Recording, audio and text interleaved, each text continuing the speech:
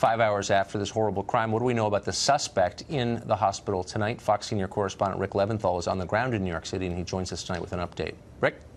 Well, Tucker, we know his name, Sayfullo Saipov. He's an Uzbeki national, so born in Uzbekistan and made his way to the United States. He was 29 years old. He is 29 years old, born, I'm told, in February 1988.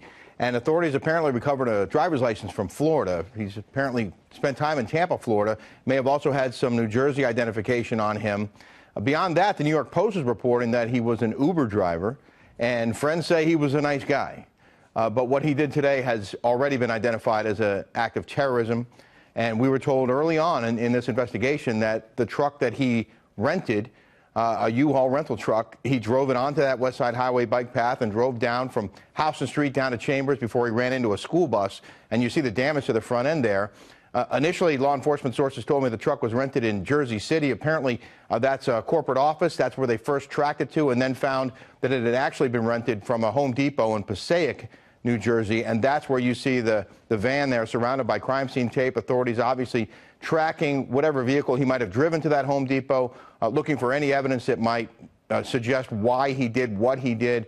And obviously, Tucker, they want to know who this guy had contact with, who he spoke with online and elsewhere, and who else might have known about this, and perhaps who else might be plotting something similar. Of course, Tucker, here in New York City tonight, the Halloween parade ongoing.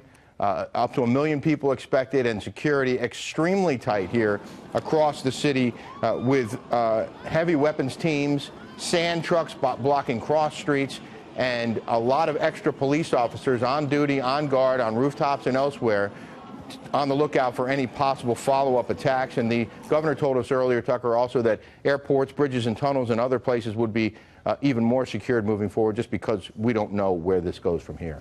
So you were the first one to report that this guy yelled Allahu Akbar as he exited the vehicle. Did a lot of people hear that?